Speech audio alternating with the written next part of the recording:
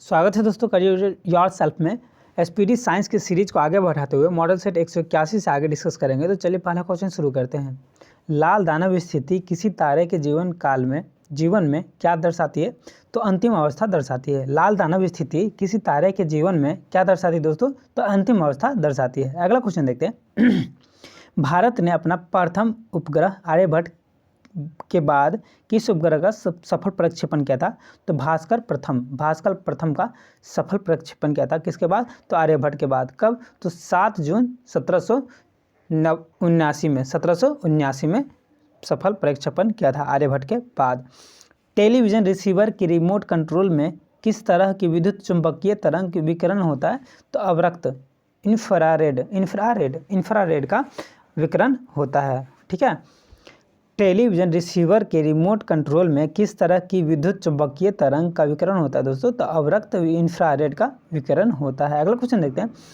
द्रव्य का ताप घटाने पर उसके वाष्पन की दर पर क्या प्रभाव पड़ता है दोस्तों? तो वाष्पन की दर घट जाती है। द्रव्य का ताप घटाने पर उसके वाष्पन की दर पर क्या प्रभाव पड़ता है दोस्तों? तो वाष्पन की दर घट जाती है। अगला क्वेश्चन देखते हैं। प्रसिद्ध भारतीय गणितज्ञ और खगोल्य जो है आर्यभट्ट किसके शासनकाल में हुए थे? तो ये चंद्रगुप्त द्वितीय के शासनकाल में हुए थे। अगला क्वेश्चन देखते हैं। 1 पिको सेकेंड किसके बराबर होता है दोस्तों?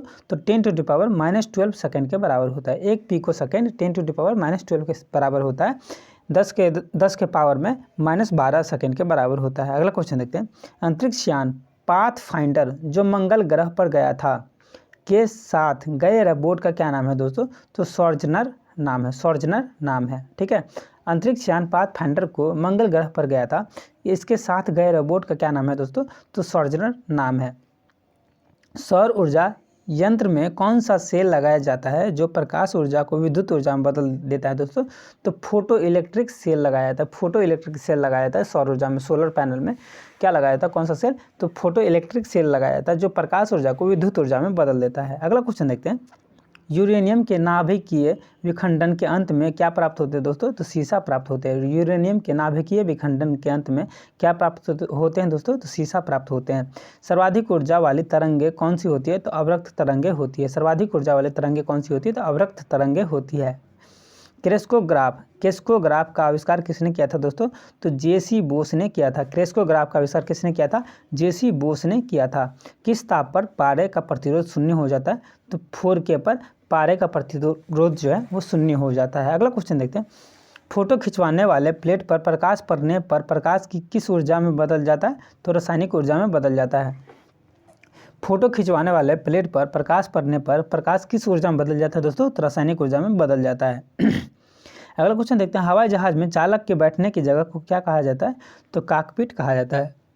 हवाई जहाज में चालक के बैठने की जगह को क्या कहा जाता है? तो कॉकपिट कहा जाता है।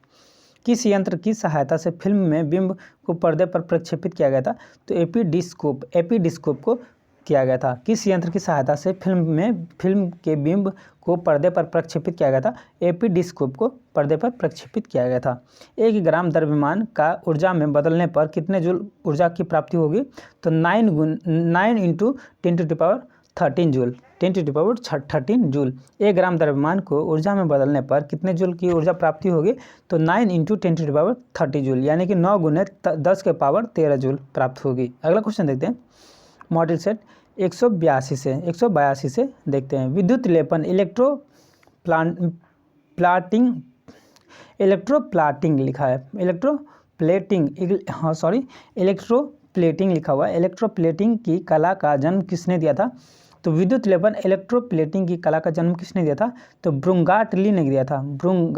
ब्रुंगाटली ने दिया था। 1 डिग्री देशांतर पार करने में कितना समय लगता है? तो 4 मिनट लगता है। 1 डिग्री देशांतर पार करने में 4 मिनट लगता है। पृथ्वी के कुल आयतन का कितना प्रतिशत धात्विक कोड है? तो 16% धात्विक कोड है। ठीक है, 16% धात्विक कोड है। सूर्य ताप का कितना प्रतिशत भाग जलवाष्प द्वारा सोख लिया जाता है? तो 11% भाग। सूर्य का कितना प्रतिशत भाग जलवाष्प द्वारा सोख लिया जाता है? तो 11% भाग जलवाष्प द्वारा सोख लिया जाता है।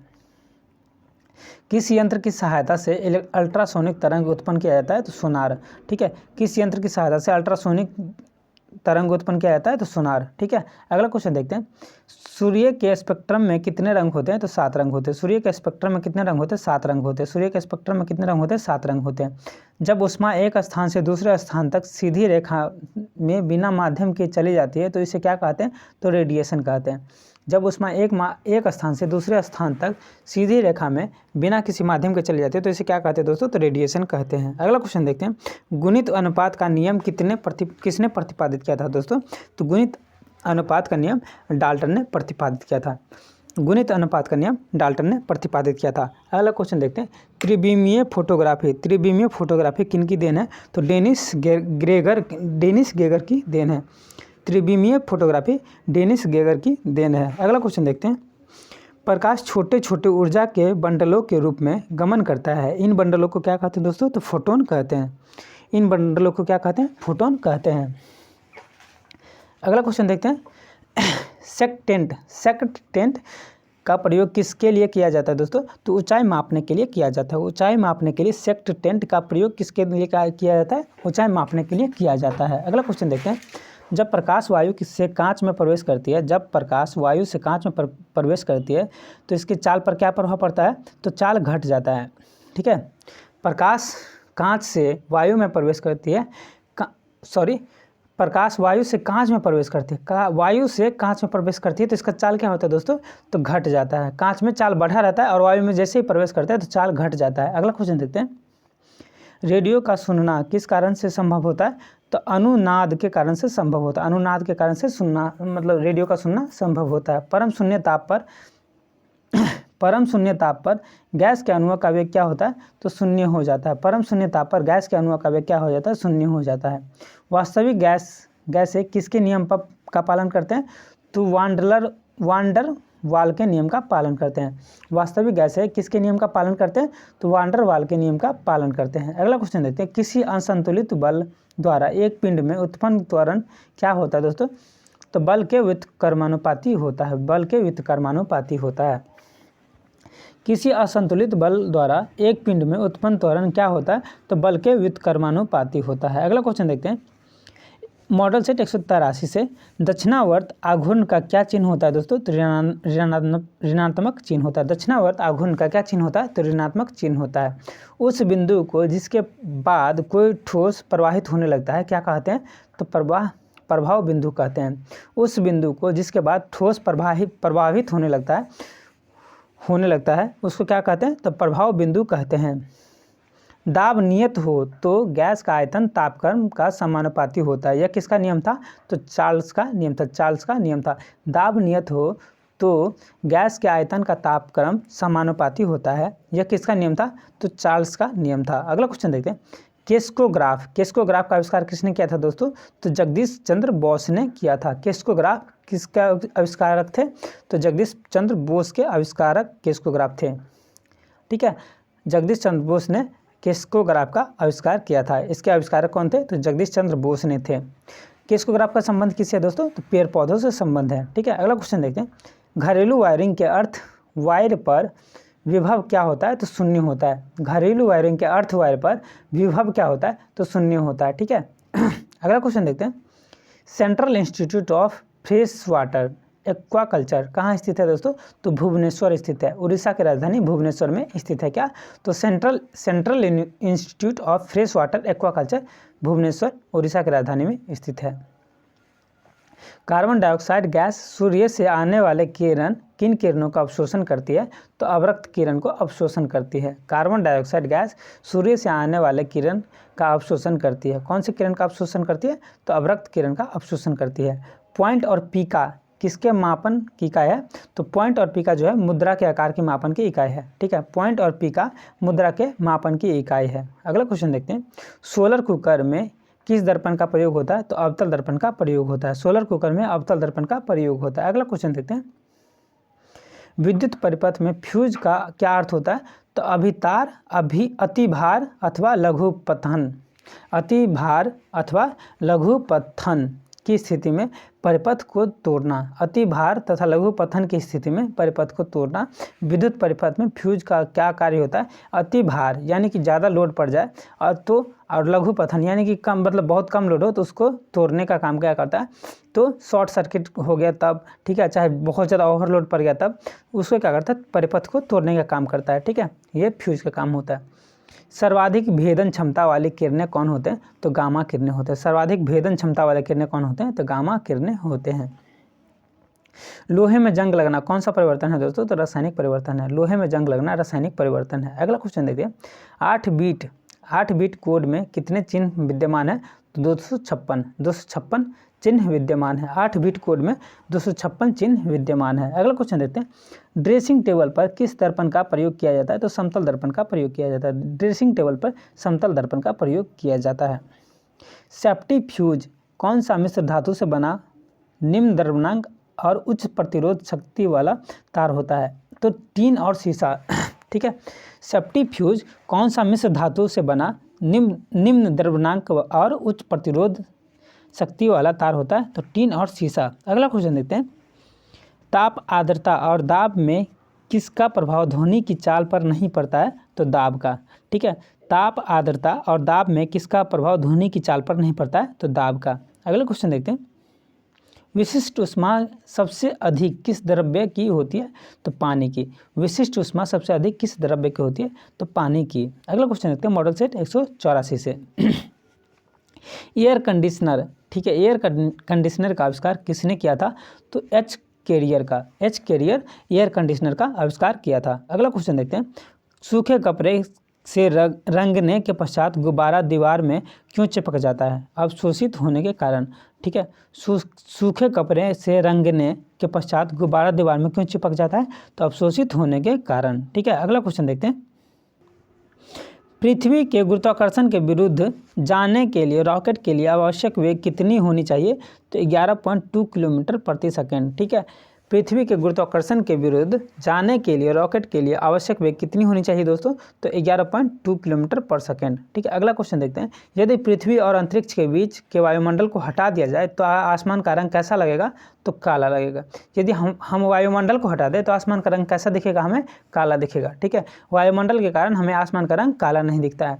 नेफोस्कोप यंत्र किसके लिए प्रयोग में लाया जाता है?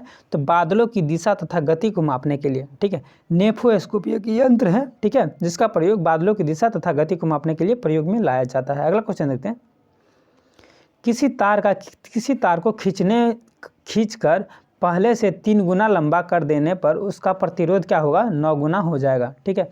किसी तार को खींचकर पहले से 3 गुना लंबा कर देने पर उसका प्रतिरोध क्या हो जाएगा? 9 गुना हो जाएगा। अगला क्वेश्चन देखते हैं, बुद्धि परीक्षा पद्धति का आविष्कार किसने किया था? तो वीनेट ने किया था 1905 ईस्वी में। बुद्धि परीक्षा पद्धति का आविष्कार किसने किया था?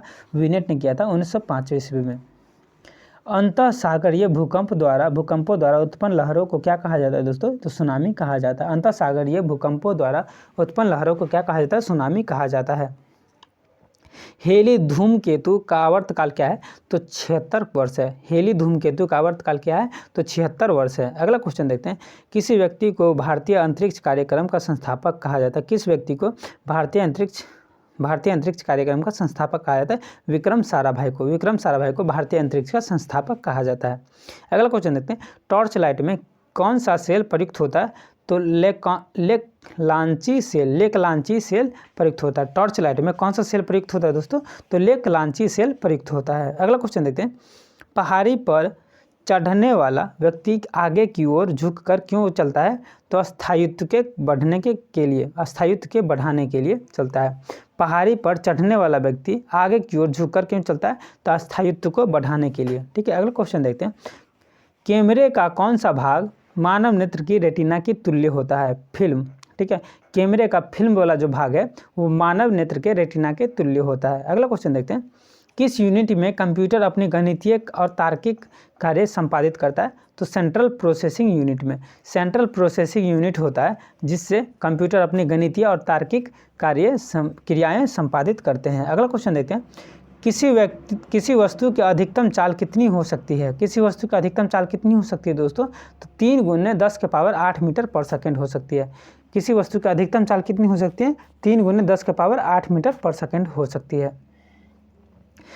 किसी घड़ी की घंटे की सुई और मिनट की सुई एक दिन में कितनी बार परस्पर समकोण पर होता है? तो 48 बार। ठीक है, किसी घड़ी की घंटे की सुई और मिनट की सुई एक दिन में कितनी बार परस्पर समकोण बनाता है, यानी कि 90 डिग्री बनाता है?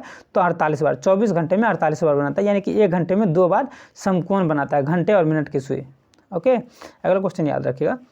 मॉडल सेट 185 देखते हैं। मॉडल सेट 185 को देखते हैं। टेनिस की गेंद मैदान की अपेक्षा पहाड़ों पर अधिक क्यों उछलती है? मैदानों की अपेक्षा पहाड़ों पर उछलती है, टेनिस गेंद अधिक उछलती है। देखिए कितना लॉजिकली क्वेश्चन है। क्यों उछलती है? ऐसा क्यों होता है दोस्तों? क्योंकि पर्वतों पर पृथ्वी का गुरुत्वीय त्वरण कम हो जाता है। ठीक है, कितना इंटरेस्टिंग क्वेश्चन है। मतलब टेनिस का गेंद जो होता है मैदानी क्षेत्रों से अपेक्षा पहाड़ों पर अधिक उछलता है। क्यों उछलता है? क्योंकि पर्वतों पर जो है पृथ्वी का गुरुत्वीय त्वरण कम हो जाता है, इसीलिए। अगला क्वेश्चन देखते हैं। ग्रहों को कक्षा में बांधे रखने वाला बल को क्या कहते हैं दोस्तों? तो गुरुत्वीय बल कहते हैं। ग्रहों को कक्षा में बांधे रखने वाला बल को क्या कहते हैं? तो गुरुत्वीय बल कहते हैं। अगला क्वेश्चन देखते हैं। यदि सरल लोलक की लंबाई 4 गुनी कर दी जाए तो उसका आवर्तकाल क्या हो जाएगा दोस्तों? तो 2 गुना हो जाएगा। ठीक है, यदि सरल लोलक की लंबाई 4 गुनी कर दी जाए तो उसका आवर्तकाल क्या हो जाएगा? 2 गुना हो जाएगा। अगला क्वेश्चन देखते हैं। आकाशीय पिंडों का अध्ययन कराने वाला विज्ञान क्या है? तो एस्ट्रोफिजिक्स है। एस्ट्रोफिजिक्स है।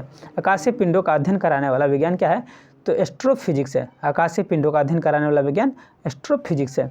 गिरते हुए वस्तु के गुरुत्व का मान क्या होता है दोस्तों? तो 0 होता है। गिरते हुए वस्तु के गुरुत्व का मान क्या होता है? तो 0 होता है। अगला क्वेश्चन देखते हैं। अनुदैर्ध्य तरंगे किन माध्यमों में उत्पन्न हो सकती है? तो ठोस, द्रव एवं गैस तीनों माध्यम में उत्पन्न हो सकती है। कौन? तो अनुदैर्ध्य तरंगे।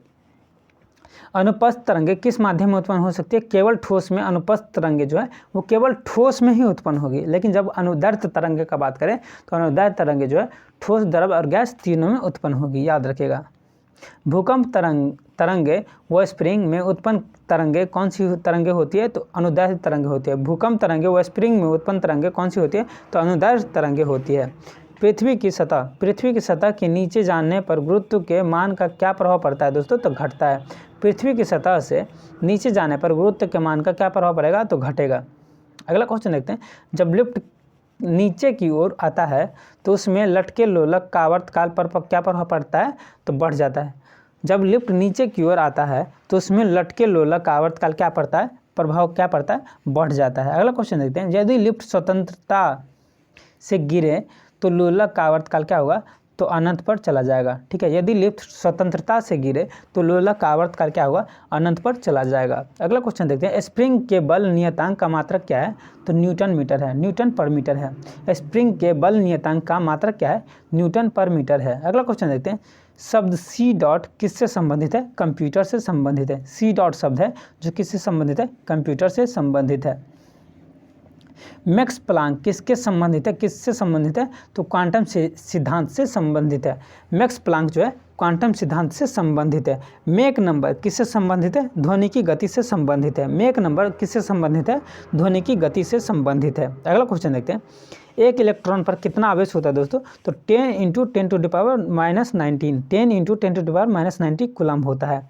एक इलेक्ट्रॉन पर कितना आवेश होता है? 10 × 10⁻⁻19 कूलम्ब होता है। अगला क्वेश्चन देखते हैं। हम गाड़ियों की रफ्तार को किस यंत्र से मापते हैं? तो स्पीडोमीटर से मापते हैं। गाड़ी की रफ्तार को किससे मापते हैं? तो स्पीडोमीटर से मापते हैं। अगला क्वेश्चन देखते हैं। 186 मॉडल सेट को। यदि किसी अर्धचालक का ताप बढ़ा दिया जाए तो उसकी प्रतिरोधकता पर क्या प्रभाव पड़ेगा दोस्तों? तो घटेगा। यदि किसी अर्धचालक के ताप को बढ़ा दिया जाए तो उसकी प्रतिरोधकता का पर जो है क्या प्रभाव पड़ेगा? तो घटेगा। अगला क्वेश्चन देखते हैं। कैमरा किस सिद्धांत के आधार पर निर्मित होता है? तो दृष्टि के पश्चदीप्ति सिद्धांत पर निर्मित होता है। कैमरा किस सिद्धांत के आधार पर निर्मित होता है? तो दृष्टि के पश्चदीप्ति सिद्धांत पर निर्मित होता है। चुंबकीय यम्योत्तर और भौगोलिक यम्योत्तर के बीच के कोण को क्या कहते हैं? तो चुंबकीय दिक्पात कहते हैं। ठीक है, चुंबकीय यम्योत्तर और भौगोलिक यम्योत्तर के बीच के कोण को क्या कहते हैं? तो चुंबकीय दिक्पात कहते हैं। अगला क्वेश्चन देखते हैं, कांच की समतल प्लेट की फोकस दूरी कितनी होती है? तो अनंत होती है। कांच की समतल प्लेट की फोकस दूरी कितनी होती है दोस्तों? तो अनंत होती है। कांच की समतल प्लेट की फोकस दूरी कितनी होती है? अनंत होती है। सूर्य के प्रकाश का कौन सा भाग सोलर कुकर को गर्म करता है? तो इंफ्रारेड। सूर्य का प्रकाश का कौन सा भाग सोलर कुकर को गर्म करता है? तो इंफ्रारेड भाग जो है वो सोलर कुकर को गर्म करता है। स्रोत की आवृत्ति में होने वाला परिवर्तन को क्या कहते हैं दोस्तों? डॉपलर प्रभाव कहते हैं। स्रोत की आवृत्ति में होने वाला परिवर्तन को क्या कहते हैं? डॉपलर प्रभाव कहते हैं। किसी वस्तु का जड़त्व कब बढ़ेगा? जब द्रव्यमान बढ़ेगा। किसी वस्तु का जड़त्व कब बढ़ेगा? जब उसका द्रव्यमान बढ़ेगा। अगला क्वेश्चन देखते हैं, दो विद्युत आवेशों के बीच धारा का प्रवाह कब नहीं होता है? जब विभवांतर समान रहते हैं। ठीक है, दो विद्युत आवेशों के बीच धारा का प्रभाव कब नहीं होता है? जब विभवांतर समान हो रहते हैं। अगला क्वेश्चन देखते हैं, एक ट्यूब में पारा भरा हुआ है। एक ट्यूब में पारा भरा हुआ है तो उसका आकार कैसा होगा? अर्धचंद्राकार होगा। ठीक है, अर्धचंद्राकार उत्तल होगा। ठीक है, एक ट्यूब में पारा भरा हुआ है तो उसका आकार कैसा होगा दोस्तों? अर्धचंद्राकार उत्तल होगा। जब किसी तार की मोटाई घट जाती है तो उसके प्रतिरोध पर क्या प्रभाव पड़ता है दोस्तों? बढ़ जाता है। ठीक है, जब किसी तार की मोटाई घट जाती है तो उसके प्रतिरोध पर क्या प्रभाव पड़ता है? घट जाता है। अगला क्वेश्चन देखते हैं, मात्रा ऊर्जा नियम किस वैज्ञानिक ने दिया था? मात्रा ऊर्जा नियम किस वैज्ञानिक ने दिया था? तो एल्बर्ट आइंस्टीन ने दिया था। एल्बर्ट आइंस्टीन ने मात्रा ऊर्जा नियम दिया था।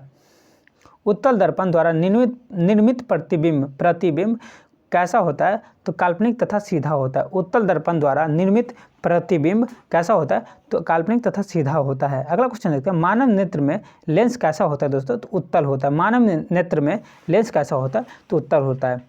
ढलवा लोहे का आचरण कैसा होता है? तो लचीला तथा प्रत्यास्थी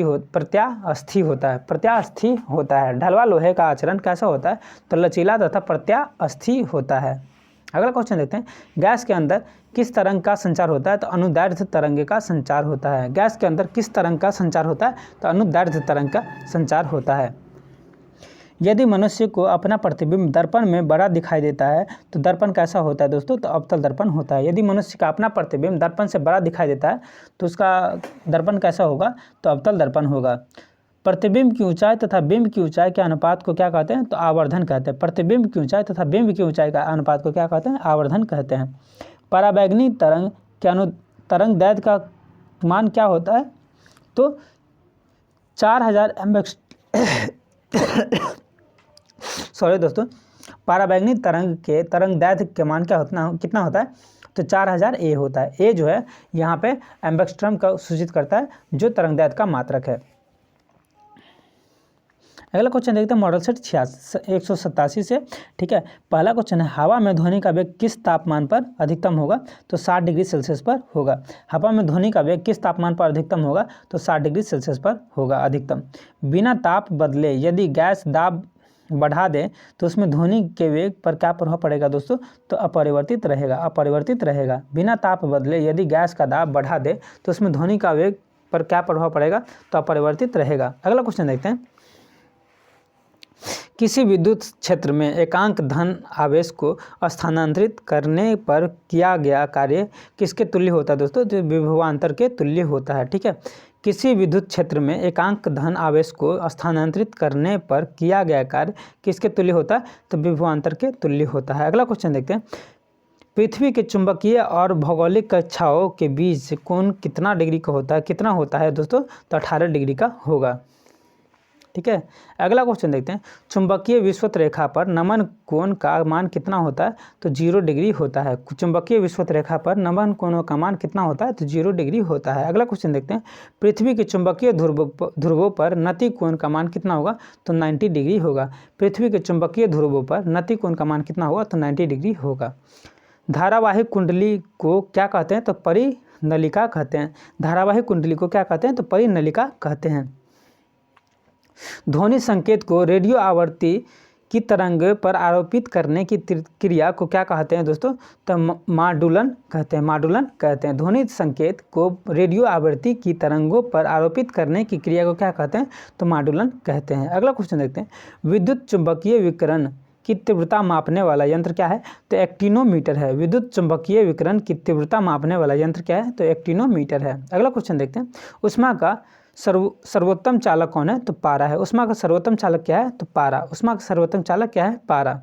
एक सामान्य शुष्क सेल में विद्युत अपघट्य होता है अमोनियम क्लोराइड के द्वारा। एक सामान्य शुष्क सेल में विद्युत अपघट्य होता है अमोनियम क्लोराइड के द्वारा। अगला क्वेश्चन देखते हैं, टंगस्टन की खोज किसने किया था? तो WR ब्रदर्स ने टंगस्टन की खोज किया था 1783 ईस्वी में। टंगस्टन की खोज किसने किया था? तो WR ब्रदर्स ने 1783 ईस्वी में खोज किया था। नाभिकीय रिएक्टर का निर्माण में कौन सा तत्व अनिवार्य होता है? तो जर्कोनियम जो है अनिवार्य होता है। नाभिकीय रिएक्टर के निर्माण में कौन सा तत्व अनिवार्य होता है? तो जर्कोनियम अनिवार्य होता है। एक इलेक्ट्रॉन वोल्ट कितने जूल के बराबर होते हैं? तो 1.6 × 10⁻⁻19 जूल के बराबर होते हैं। एक इलेक्ट्रॉन वोल्ट कितने जूल के बराबर होते हैं? तो 1.6 × 10⁻⁻19 जूल के बराबर होते हैं। अगला क्वेश्चन देखते हैं, पूर्ण सूर्य ग्रहण का अधिकतम समय कितना होता है? तो 460 सेकेंड होता है। पूर्ण सूर्य ग्रहण का अधिकतम समय कितना होता है? तो 460 सेकेंड होता है। ठीक है, अगला क्वेश्चन देखते हैं, कोहरा संभवतः कब बनता है? तो ठंडी शुष्क रात में बनता है। कोहरा संभवतः कब बनता है दोस्तों? तो ठंडी शुष्क रात में बनता है। अगला क्वेश्चन देखते हैं, एक आदर्श गैस की समतापी प्रसार होता है होने का क्या अर्थ है? एक आदर्श गैस में समतापी प्रसार होने का क्या अर्थ है? तो इसका ताप नियत रहता है। इसका ताप नियत रहता है।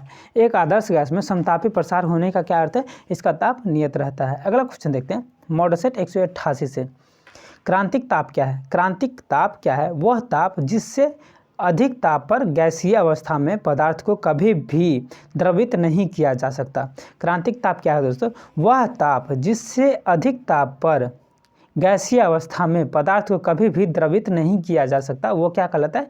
क्रांतिक ताप कहलाता है। क्रांतिक ताप पर द्रव का पृष्ठ तनाव जो है क्या होता है? तो शून्य होता है। क्रांतिक ताप पर द्रवों का पृष्ठ तनाव क्या होता है दोस्तों? तो शून्य होता है। गैस समीकरण PV = RT में V किसका आयतन है? तो 1 ग्राम अणु गैस का आयतन है। गैस समीकरण PV = RT में V जो है किसका आयतन है? 1 ग्राम अणु गैस का आयतन है। गैस के अणुओं की गतिज ऊर्जा किस ताप पर शून्य होती है? तो -273 डिग्री सेल्सियस पर शून्य होती है। गैस के अणुओं की गतिज ऊर्जा किस ताप पर शून्य होती है? तो -273 डिग्री सेल्सियस पर शून्य हो जाती है। अगला क्वेश्चन देखते हैं, गैस नियतांक का SI मात्रक क्या है? तो जूल प्रति केल्विन मोल है। जूल प्रति केल्विन मोल है। ठीक है, गैस नियतांक का SI मात्रक क्या है? तो जूल प्रति केल्विन मोल है। एक सेकंड में किया गया एक कंपन का क्या कहलाता है? एक हर्ज कहलाता है। एक सेकंड में किया गया एक कंपन का क्या कहलाता है? हर्ज कहलाता है। ठीक है, अगला क्वेश्चन देखते हैं, सितार के तार में किस प्रकार के कंपन उत्पन्न होते हैं? तो अप्रगामी अनुप्रस्थ तरंग उत्पन्न होते हैं। सितार के तार में किस प्रकार के कंपन उत्पन्न होते हैं? तो अप्रगामी अनुप्रस्थ तरंग होते हैं। ठीक है, अगला क्वेश्चन देखते हैं, फैराडे संख्या तथा इलेक्ट्रॉनिक आवेश में क्या संबंध है? तो F = NE। ठीक है, फैराडे संख्या तथा इलेक्ट्रॉनिक आवेश में क्या संबंध है? तो F = NE संबंध है। किसी वस्तु पर पृथ्वी के गुरुत्वाकर्षण को उस वस्तु का क्या कहते हैं? भार कहते हैं। किसी वस्तु पर पृथ्वी के गुरुत्वाकर्षण को उस वस्तु का क्या कहते हैं दोस्तों? तो भार कहते हैं। अगला क्वेश्चन देखते हैं, जब कोई वस्तु को पानी में डुबाते हैं तो उसके भार में कमी किसके बराबर होती है? तो उसके द्वारा हटाए गए द्रव की मात्रा के बराबर होती है। जब किसी वस्तु को पानी में डुबाते हैं तो उसके भार में कमी किसके बराबर होती है? उसके द्वारा हटाए गए द्रव की मात्रा के बराबर होती है। अगला क्वेश्चन देखते हैं, खाद्य ऊर्जा का मात्रक क्या है दोस्तों? तो कैलोरी। खाद्य ऊर्जा का मात्रक क्या है? कैलोरी। खाद्य ऊर्जा का मात्रक क्या है? कैलोरी। पारा तापमापी किस ताप पर मापन में प्रयुक्त होता है? 212 डिग्री सेल्सियस पर होता है। ठीक है, पारा तापमापी किस ताप पर मापन में प्रयुक्त होते हैं? तो 212 डिग्री सेल्सियस पर होते हैं। भूपर पट्टी पर सबसे अधिक पाए जाने वाला धातु कौन है? तो एल्युमिनियम है। भूपर पट्टी पर सबसे अधिक पाए जाने वाला धातु कौन है? तो एल्युमिनियम है। फ्यूज तार किन धातुओं के मिश्रण से बना होता है? तो तांबा, लेड तथा टीन के मिश्रण से बना होता है। फ्यूज तार किन धातुओं के मिश्रण से बना होता है दोस्तों? तो तांबा, लेड तथा टीन के मिश्रण से बना होता है। चिड़ियों का आसमान में उड़ना न्यूटन के किस नियम से संबंधित होता है दोस्तों? तो तृतीय नियम से संबंधित होता है। चिड़ियों जो होते हैं, चिड़िया, उसका आसमान में उड़ना न्यूटन के तीसरे नियम से संबंधित होते हैं। अगला क्वेश्चन देखते हैं, एक दोलन करते समय लोलक की स्थितिज ऊर्जा कहाँ पर अधिकतम होती है? तो किनारों की स्थितियों पर अधिकतम होती है। एक दोलन करते समय लोलक की स्थितिज ऊर्जा कहाँ पर अधिकतम होगी दोस्तों? तो किनारों की स्थितियों पर अधिकतम होगी। अगला क्वेश्चन देखते हैं मॉडल सेट 189 से, ठीक है, 189 से पहला मॉडल सेट का पहला क्वेश्चन है, पृथ्वी के उपग्रहों का कक्षीय वेग किस पर निर्भर करता है? तो कक्षा की त्रिज्या पर निर्भर करता है।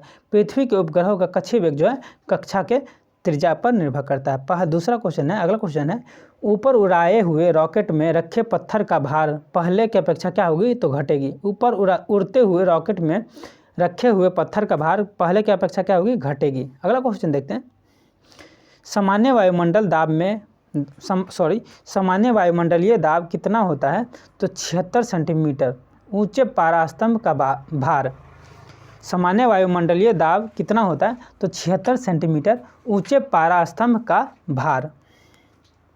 पहाड़ों पर कभी कभी नाक व मुंह से खून गिरने के कारण क्या है? तो ऊंचाई बढ़ने के साथ वायुमंडलीय दाब घटता है, ठीक है। पहाड़ों पे आप रहते हैं और कभी तो क्या होता है, कभी कभी नाक और मुंह से खून गिरने लगते हैं। क्यों? तो ऊंचाई बढ़ने के साथ वायुमंडलीय दाब घट जाता है, इसीलिए नाक और मुंह से कभी कभी खून गिरने लगता है। किसी बांध में नीचे की दीवारों मोटी बनाए जाने का कारण क्या है? किसी भी बांध में, ठीक है, डैम जो बनता है उसमें नीचे का दीवार क्या होते हैं? मोटे बनाए जाते हैं। उसका कारण क्या होता है दोस्तों? गहराई बढ़ने के साथ द्रव का बढ़ना, ठीक है, द्रव का दाब बढ़ता है, ठीक है। गहराई बढ़ने के साथ क्या होता है दोस्तों? तो द्रव का दाब बढ़ जाता है, इसीलिए क्या होता है, नीचे के दीवार मोटे बनाए जाते हैं और ऊपर जाते जाते पतले कर दिए जाते हैं। सर्वप्रथम रॉकेट विकसित करने वाला वैज्ञानिक कौन था? तो गोडार्ड एक वैज्ञानिक थे जो सर्वप्रथम रॉकेट को विकसित किया था। अगला क्वेश्चन देखते हैं, फोटोन की खोज किसने की थी? तो A.H. क्रॉम्पटन ने की थी 1925 में। फोटोन जो है, फोटोन की खोज किसने की थी? तो A.H. क्रॉम्पटन ने की थी 1925 में। मुक्त परमाणु के रूप में पाए जाने वाला तत्व को क्या कहते हैं?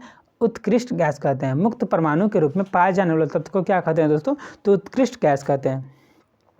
निचले क्वेश्चन को देखते हैं, उत्कृष्ट गैस की संयोजकता कितनी होती है? तो शून्य होती है। उत्कृष्ट गैस की संयोजकता कितनी होती है? तो शून्य होती है। किसी वर्ग के सभी सदस्यों को कौन से गुण समान होते हैं? तो रासायनिक गुण जो है समान होते हैं। किसी वर्ग के सभी सदस्यों के गुण क्या होते हैं? गुण समान होते हैं। किसका? तो उसका रासायनिक गुण जो है समान होते हैं। अल्फा एवं बीटा कण का नामकरण जो है किस वैज्ञानिक ने किया था? तो अर्नेस्ट रदरफोर्ड ने किया था। अल्फा एवं बीटा कण का नामकरण किसने किया था? कौन से वैज्ञानिक थे? तो अर्नेस्ट रदरफोर्ड थे। कैथोड किरण में उपस्थित कणों का नाम क्या है? तो इलेक्ट्रॉन है। कैथोड किरण में उपस्थित कण जो होते हैं उसका नाम क्या है? तो इलेक्ट्रॉन है। विद्युत रासायनिक सेल को सर्वप्रथम किस वैज्ञानिक ने बनाया था? तो जी लेक्सानसी, ठीक है, जी लेक्सानसी वैज्ञानिक थे जो रासायनिक सेल को सर्वप्रथम बनाया था, ठीक है। विद्युत रासायनिक सेल को सर्वप्रथम बनाने वाला जी लेक्सानसी है। जल से बर्फ बनाना कौन सा परिवर्तन है? तो भौतिक परिवर्तन है। जल से बर्फ बनाना कौन सा परिवर्तन है? भौतिक परिवर्तन है। अगला क्वेश्चन देखते हैं, क्षार धातु किस प्रकार का आयन बनाता है? तो धन आयन बनाता है। क्षार धातु किस प्रकार का आयन बनाता है दोस्तों? तो धन आयन बनाता है।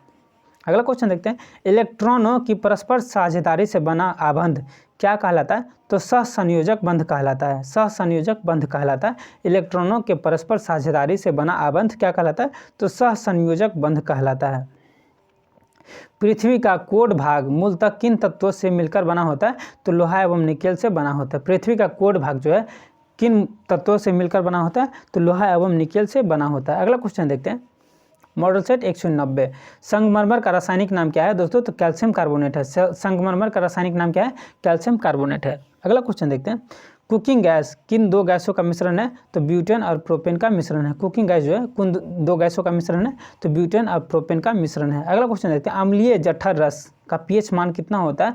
तो 1.5 होता है, 1.5 होता है। अम्लीय जठर रस का पीएच मान कितना होता है? तो 1.5 होता है। अगला क्वेश्चन देखते हैं, किस गैस को सर्वाधिक आसानी से द्रवीभूत किया जा सकता है? किस गैस को सर्वाधिक आसानी से द्रवीभूत किया जाता है, यानी कि लिक्विड में बदला जा सकता है? तो अमोनिया। अमोनिया को जो है सर्वाधिक आसानी से द्रवीभूत किया जा सकता है। कौन सा तत्व अमलगम में अवश्य होता है? अमलगम में अवश्य होता है, कौन सा तत्व है ये? तो Hg, पारा जो है वो अमलगम में अवश्य होगा, ठीक है, याद रखिएगा। यूरेनियम से भारी तत्व को क्या कहते हैं? तो ट्रांस यूरेनिक्स कहते हैं, ठीक है। यूरेनियम से भारी तत्व को क्या कहते हैं? तो ट्रांस यूरेनिक्स कहते हैं। अगला क्वेश्चन देखते हैं, इलेक्ट्रॉन की मात्रा हाइड्रोजन के मुकाबले कितना गुना होगा दोस्तों? तो 1/1840 गुना होगा। इलेक्ट्रॉन की मात्रा हाइड्रोजन से कितना गुना होगा? तो 1/1840 गुना होगा। वाटर ग्लास के नाम से किसे जाना जाता है दोस्तों? तो सोडियम सिलिकेट को जाना जाता है। सोडियम सिलिकेट को जाना जाता है वाटर ग्लास के नाम से। किसे जाना जाता है? सोडियम सिलिकेट को जाना जाता है। हाइड्रोजन के रेडियोधर्मी समस्थानिक को क्या कहते हैं? तो ट्रिटियम कहते हैं। ट्रिटियम कहते हैं। हाइड्रोजन के रेडियोधर्मी समस्थानिक को क्या कहते हैं? तो ट्रिटियम कहते हैं। पोलोनियम तत्व की खोज किस वैज्ञानिक ने की थी? तो मेरी क्यूरी ने की थी। पोलोनियम तत्व की खोज किस वैज्ञानिक ने की थी? तो मेरी क्यूरी ने की थी। जल के हाइड्रोजन और ऑक्सीजन का अनुपात क्या होता है? तो 2:16 होता है। जल में ऑक्सीजन और हाइड्रोजन का अनुपात क्या होता है? हाइड्रोजन और ऑक्सीजन का अनुपात क्या होता है? 2:16 होता है। जल में 2 हाइड्रोजन और 16 ऑक्सीजन होते हैं, ठीक है। किस कैल्शियम साल्ट से सड़े हुए अंडे की गंध आती है? तो कैल्शियम सल्फाइड की। किस कैल्शियम साल्ट के सड़े हुए अंडे की तरह गंध आते हैं? तो कैल्शियम सल्फाइड जो है उससे क्या होते हैं? तो सड़े हुए अंडे की तरह गंध आते हैं। अमोनिया किसका यौगिक है? तो नाइट्रोजन और हाइड्रोजन का यौगिक है, ठीक है। मतलब अमोनिया का सूत्र कितना होता है दोस्तों? तो NH3 होता है, ठीक है। तो इसमें क्या है? नाइट्रोजन है और हाइड्रोजन है। नाइट्रोजन का 1 परमाणु है, हाइड्रोजन का 3 परमाणु मिलकर अमोनिया बनाते हैं, ठीक है। तो अमोनिया किसका यौगिक है? तो नाइट्रोजन और हाइड्रोजन का यौगिक है। किस गैस को ईंधन गैस कहते हैं? तो प्रोड्यूसर गैस को ईंधन गैस कहते हैं। प्रोड्यूसर गैस को ईंधन गैस कहते हैं। टूथपेस्ट में प्रयुक्त होने वाला रसायन क्या कहलाता है? तो सेलोल कहलाता है। सेलोल कहलाता है। टूथपेस्ट में प्रयुक्त होने वाला रसायन क्या कहलाता है? तो सेलोल कहलाता है। गैस कार्बन की भौतिक अवस्था क्या होती है? तो ठोस होती है। गैस कार्बन की भौतिक अवस्था क्या होती है? तो ठोस होती है। अगला क्वेश्चन देखते हैं, डालडा बनाने में कौन सा गैस प्रयुक्त होता है? तो हाइड्रोजन प्रयुक्त होता है। डालडा बनाने में कौन सा गैस प्रयुक्त होता है? तो हाइड्रोजन प्रयुक्त होता है। अगला क्वेश्चन देखते हैं, कांच की छड़ को रेशम से रगड़ने पर कौन सा आवेश उत्पन्न होता है? तो धन आवेश उत्पन्न होता है। कांच की छड़ को रेशम से रगड़ने पर कौन सा आवेश उत्पन्न होता है? तो धन आवेश उत्पन्न होता है। एबोनाइट की छड़ को रोए से रगड़ने पर कौन सा आवेश उत्पन्न होता है? तो ऋण आवेश उत्पन्न होता है। एबोनाइट की छड़ को रोए से रगड़ने पर कौन सा आवेश उत्पन्न होता है? तो ऋण आवेश उत्पन्न होता है। अगला क्वेश्चन देखते हैं, मॉडल सेट 191 को, ठीक है। तो अगले क्लास में इसको डिस्कस करेंगे।